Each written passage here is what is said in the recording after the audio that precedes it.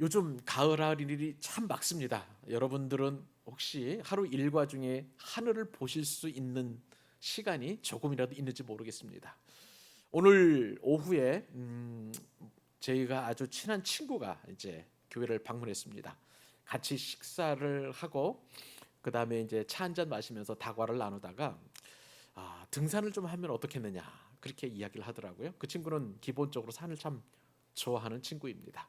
그래서 이제 믿음의 친구이기도 하고 또 아주 좀 대화하기를 좋아하는 그런 어떤 친구이고, 요즘 또 계속해서 창세기 말씀이 이제 하나님과 동행했던 에녹도 산책하면서 걷듯이 그렇게 하나님과 대화했다는 설교 말씀을 적용할 겸 해가지고 이제 그 광교역 옆에 있는 등산로를 따라서 ICT 그리고 그 옆에 이제 참누리 포레스트 쪽에서 위쪽으로 이렇게 쭉 올라가면서 이러저러한 이야기를 하면서 올라가게 되었습니다.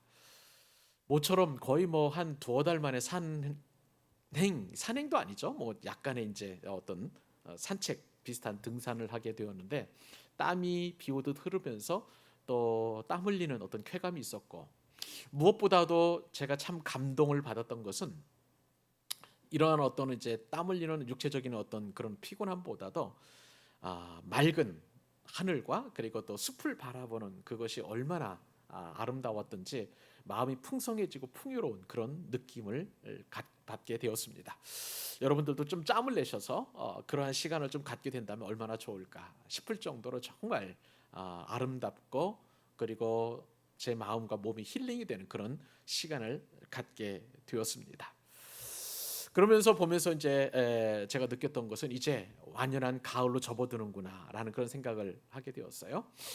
그러면서 자연을 묵상하게 되었습니다. 자연이라는 것은 한자어죠. 스스로 자자에다가 그러하다 연자를 쓰고 있습니다. 그래서 자연이라는 것은 스스로 그러하다, 그리고 스스로 명백하다라는 그런 뜻을 가지고 있습니다.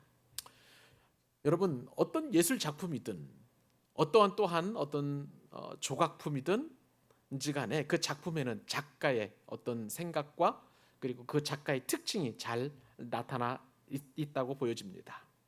이처럼 하나님께서도 친히 지으신 자연은 인위적으로 흉내내거나 꾸미지 않아도 스스로 드러나는 자연스러운 아름다움이 있습니다. 제가 오늘 산을 보면서 그리고 하늘을 보면서 바로 그러한 자연의 어떤 모습을 묵상을 하게 되었습니다. 그러한 자연의 경이로운 그런 신비를 바라보면서 한 번쯤 감탄해 보지 않은 사람이 없을 정도로 멋진, 우리가 비경을 보든지 아니면 어떤 변화를 보게 된다면, 자연 풍광을 보게 된다면 주 하나님 지으신 모든 세계 찬양하면서 그렇게 하나님의 이름을 높여드리는 그런 시간을 갖는 것, 저와 여러분들이 한 번쯤은 다 경험했을 것이라고 생각이 됩니다. 오늘 본문 말씀은요, 시인 중에서도 가장 위대한 시인인 다윗이 바로 이러한 자연을 통해서 드러난 하나님을 찬양하는 찬양시이자 감사시라고 할 수가 있겠습니다. 이 시편의 지은이는 다윗이죠. 다윗은 하나님의 피조물을 통해서 자기 자신을 드러내시고 또 피조물은 하나님의 영광을 선포하고 있음을 시편 19편에서 아주 잘 드러나고 있습니다. 제가 광교산에 올라가지고 자연을 만끽하고 또 자연이 주시는 어떤 치료와 또 회복을 통해서 제가 힐링을 경험했던 것처럼, 다윗은 자연을 통해서 그는 하나님의 위대하심을 선포하고 나타내시는 것을 보게 됩니다.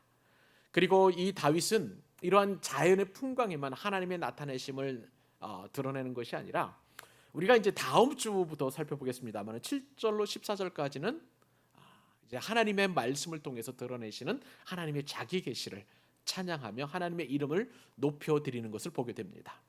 그러므로 시편 19편은요, 이렇게 생각하시면 되겠습니다. 우리가 자연 만물을 바라보면서 하나님의 위대하심과 하나님의 살아계심을 찬양하고 또 거기서만 머무르는 것이 아니라 한 단계 더 성숙한 믿음으로 나아가면 하나님께서 말씀을 통해서 자신을 드러내시는 그 위대하신 하나님을 높여드리는 것이 얼마나 복되고 영광스러운 것인가를 찬양하는 찬양으로 이어진다는 것이죠. 자, 그런 면에서 시편 19편은요 우리에게 두 가지 소리를 들려준다고 보시면 되겠습니다. 먼저는 첫 번째 소리는 하나님께서 피조물을 통해서 하나님의 영광을 나타내신다는 소리입니다. 하늘에 해와 달이 등장을 합니다. 다윗은 또한 별들을 통해서 하나님께서 이 자연 질서 속에서 하나님이 어떤 분이신지를 드러내신다. 하나님이 자기를 드러내신다는 것을 어려운 말로 계시라고 그렇게 이야기합니다. 하나님의 자기 계시라는 것이죠. 그래서 하나님께서는 자연을 통해서 하나님이 하나님 되심을 드러내시는 것입니다. 이것을 신학 용어로 일반 계시라고 그렇게 말씀을 합니다. 하나님께서는요 일반 계시를 통해서 보편적으로 많은 사람들에게 하나님을 드러내십니다. 뭐 그랜드 캐년이라든지 미국의 그랜드 캐년이죠. 아니면 우리나라의 어떤 그 설악산 같은 비경을 바라보면서 하나님의 조물주의 이 창조 솜씨를 찬양하면서 하나님이 계시는구나. 참 아름답다라고 인정할 만한 누구도 부인할 수 없는 그런 하나님의 자기 계시. 이것이 일반 계시라는 것입니다. 그런데 일반 계시는 한계가 있어요. 우리를 구원하지 못한다는 사실입니다. 그렇기 때문에 하나님께서는요 이 일반 계시에서 뛰어넘어서 하나님의 특별한 계시를 나타내 주시는데 그것이 하나님의 말씀, 그리고 신약에서는 그것이 말씀이신 예수 그리스도를 의미합니다. 그러니까 결국은 말씀이신 예수님께서 우리에게 하나님의 특별하신 그 계시를 통해서 우리를 구원해 주시는 구원하신 구원자로 자기를 드러내신다는 것이죠. 다윗은 바로 7절로 14절까지 바로 이러한 특별 계시인 하나님의 말씀을 찬양하는 것을 보게 됩니다. 자, 오늘은요 그래서 이 특별 계시 말고 하나님의 말씀 혹은 예수님인 이 특별 계시를 말고, 그건 다음 주에 우리가 살펴볼 것이고요, 일반 계시를 통해서 하나님께서 자기 계시를 하시는데 이것이 얼마나 우리의 삶을 풍요롭게 하고 또 자연 속에 드러나신 하나님의 일반 계시를 통해서 우리가 얼마나 힐링이 되고 만족을 얻는지 다윗이 풍성하게 1절로 6절 가운데 기록하고 있어서 우리가 이 말씀을 깊이 묵상하게 된다면 정말 우리의 삶이 더 풍성해지고 더 영광스럽고 더 여유롭고 더 만족을 누리게 하는 그러한 은혜를 경험하게 될 것입니다. 자, 일반 계시를 우리가 상고할 때에 가장 먼저 우리가 생각해 보아야 될 것은 하나님은 분명히 일반 계시를 통해서 특별 계시를 통해서 하나님을 나타내시는데 수많은 사람들이 이러한 것을 인정하지 않아요. 그래서 사람들이 모든 인간들이 가지고 있는 공통된 질문 가운데 하나는 뭐냐면 하나님이 정말 계시느냐 하는 그런 질문입니다. 우리는 하나님이 존재하신다는 것에 대하여 전혀 부정하지 않습니다. 그죠? 부인하지도 않습니다. 그런데 세상 사람들은 하나님이 없다는 거예요. 하나님을 믿느니 차라리 내 주먹을 믿겠다는 그런 자기 신념에 가득 찬 사람들도 많고요. 하나님 대신에 차라리 돌탑을 쌓고 거기에 있는 산신령을 믿겠다, 용왕을 믿겠다 하는 그런 신을 믿겠다라고 하는 사람도 정말 많이 있습니다. 하나님 계시느냐라는 이 질문은 정말 근본적인 질문이고 본질적인 질문이라고 할 수가 있겠습니다. 그런데 하나님 계시느냐라는 이 질문에 대하여 불가지론자들이 있어요. 불가지론자들은 뭐냐면 모르겠다는 거예요. 신이 계시는지 안 계시는지, 하나님이 계시는지 안 계시는지 나는 모르겠다. 이런 사람들을 일컬어서 불가지론자다, 그렇게 이야기합니다. 반면에 여러분 아시죠? 무신론자들은 어떤 사람입니까? 하나님이 없다라고 대답하는 사람들이에요. 지금도 무신론자들이 참 많습니다. 신이 안 계신다는 거예요. 신이 계시면 어떻게 이렇게 우리 사회에 악한 일이 생기고 나에게 이렇게 어려운 일이 생기고 그리고 나를 힘들게 하는 이런 일들이 생기느냐. 많은 사람들이 무신론자로서 그렇게 신이 없다라고 이야기합니다. 신이 계시느냐라는 이런 질문에 대해서 또 다른 사람들의 반응, 이런 사람들도 있어요. 범신론자들은요 모든 만물이 다 신이라는 것입니다. 그분들은 참 신이 많아요. 그러니까 집안에 들어가도 부엌신이 있고요, 또 밖으로 나오면은 또 대문신이 있는 것이고, 또 길가에 걸어가면 또 무슨 신이 있는 것이고, 또 마을 입구에는 성황당이 있어서 삼신 할머니를 믿어야 되는 것이고, 또 큰 나무를 지키는 그런 어떤 나무가 500년 된 수령을 지키고 있으면 그 나무가 또 마을을 지켜준다고 해서 산신령제를 지내야 되고, 또 고기를 잡는 어부들 같은 경우에는 풍어제를 지내야 되고 하는 그런 어떤 범신론적인 그런 사람들도 많이 가지고 그런 생각을 가지고 있는 사람들도 많이 있는 것을 보게 됩니다. 모든 만물이 다 신이라는 것이죠. 반면에 만유 내재 신론자들도 있습니다. 모든 만물 안에는 다 신이 있다는 거예요. 어느 집에 가면 무슨 신이 있고, 또 어디 건물에 가면 무슨 신이 있고, 이런 식으로 모든 만물에는 다 신이 있다고 얘기하면서 그렇게 또 지극정성을 보이는 사람들이 있습니다. 인도네시아를 올 여름에 방문했는데요. 인도네시아에는요, 길거리마다 이런 어떤 향을 피워놓고 그 거리에 신에게 제사를 지내는 사람들이 많이 있었습니다. 아침으로 아주 정성스럽게 그 양식하고, 그 다음에 예쁜 꽃을 생화를 해서 그 다음에 향을 피워놓고 그렇게 제사를 지내는 거예요. 그 제사를 지내는 목적은 손님이 많이 와서 내가 부자 되게 해달라는 그런 어떤 목적을 가지고 이렇게 제사를 지냅니다. 만유 내재 신론자들이 하는 그런 행태라고 할 수가 있겠습니다. 그러나 여러분, 성경은요, 유신론을 말씀하십니다. 유신론 중에서도요, 단일신을 말하는 것이죠. 세상에는 그 어떤 신들이 많이 있다라고 이야기하는 그런 사람들도 있고, 신이 없다라고 얘기하는 사람들도 있지만, 그러나 성경은 분명하게 하나님이 존재하신다고 선포합니다. 그리고 그 하나님께서는 유일하신 하나님, 여호와 하나님이라고 그렇게 성경에서는 말씀하고 있는 것이죠. 오늘 본문에서 다윗은 바로 그러한 하나님, 홀로 한 분이시고 온 우주를 창조하신 창조주 하나님을 다윗은 찬양하고 있는 것을 보게 됩니다. 자, 그러면 여러분, 신이 그럼 계시다면 그 다음 나와야 되는 질문이 뭐냐면, 그러면 하나님이 살아계시는 증거는 무엇입니까? 라고 분명히 그렇게 물을 거예요. 여러분들 어떻게 대답하시겠습니까? 모르는 사람이 여러분들에게 교회 다니신다고요?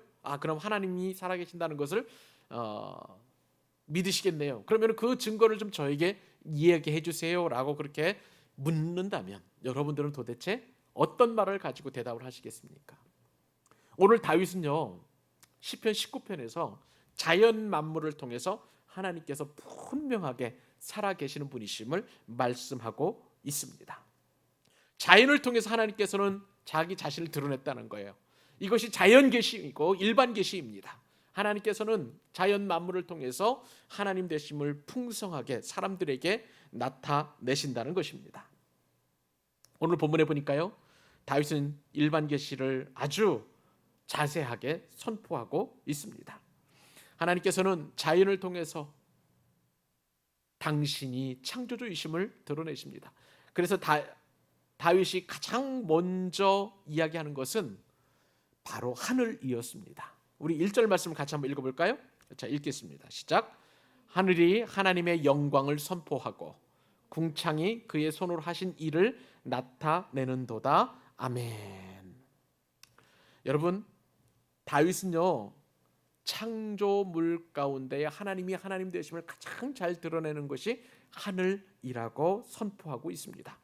여기서 하늘이 하나님의 영광을 선포하고 하늘이 하나님의 계심을 드러낼 뿐만 아니라, 하늘이 하나님께서 어떠한 일을 하셨는지 그 하나님의 어미로우심, 그리고 존재, 그리고 그분이 행하신 일들을 선포한다라고 이렇게 이야기하는데, 여기서 선포한다는 말은 히브리 말로 사파르라는 단어를 쓰는데요, 숫자를 세다라는 개념이에요. 하늘이 하나님 되심에 숫자를 세듯이 하나하나 차곡차곡 그렇게 드러내신다는 것입니다. 여러분, 하늘을 볼 때에 하루 한 날 똑같은 하늘이 있었습니까? 보시면 아시겠지만은요, 하루 중에서도 하늘은 수많은 변화가 일어납니다. 구름이 있다가 없어지고요, 또 햇빛이 비쳤다가 또 점점 사그라지고요, 아침에 햇빛 다르고 점심에 햇빛 다르고 저녁에 햇빛 다르다는 것, 하늘은 변화무쌍합니다. 아침에 일어나는 동틀 무렵의 그 하늘과 그리고 해가 질 무렵에 노을 지는 그 하늘은 천지 차이인 것을 보게 됩니다. 그러니까 다윗이 가장 먼저 일반 계시로서 자연의 변화를 통해 하나님을 나타낼 때에 가장 그가 드러내고 싶었던 것은 하늘이 하나님의 영광을 선포했다는 거예요. 숫자를 세듯이. 그러면서 궁창이 그의 손으로 하신 일을 나타내신다, 그렇게 찬양하고 있는 것입니다. 궁창은 어떤 곳입니까?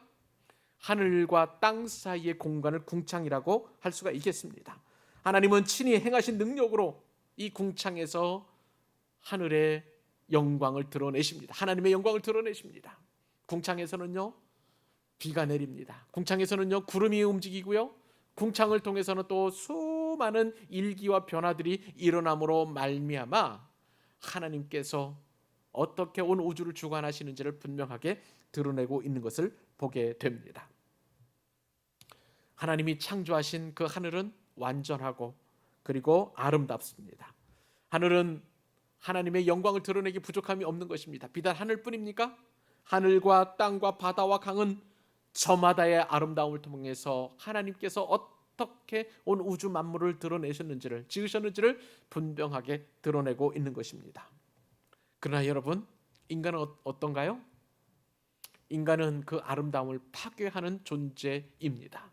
원래 인간은 하나님께서 창조하신 모든 것을 다스리고 생육하고 번성하는 그러한 사명을 받은 존재였어요.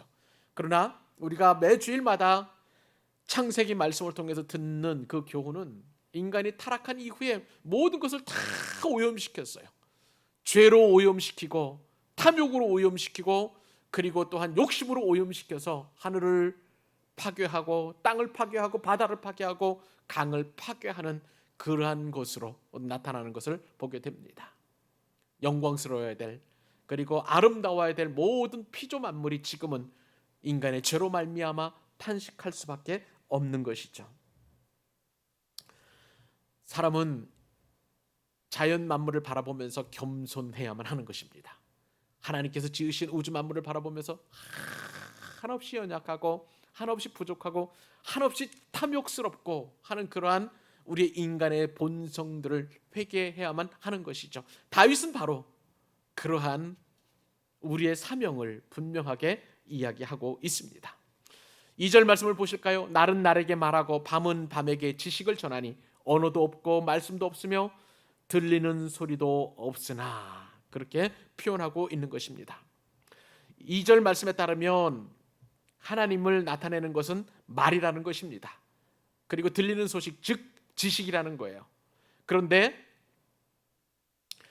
이러한 사람의 탐욕으로 말미암아 언어도 없어졌고 말씀도 없어졌고 지식도 없어졌습니다마는, 그러나 4절에 보니까 그의 소리가 온 땅에 통하고 그의 말씀이 세상 끝까지 이르더라. 여기서 소리라는 것은 줄이라는 그런 뜻을 가지고 있습니다.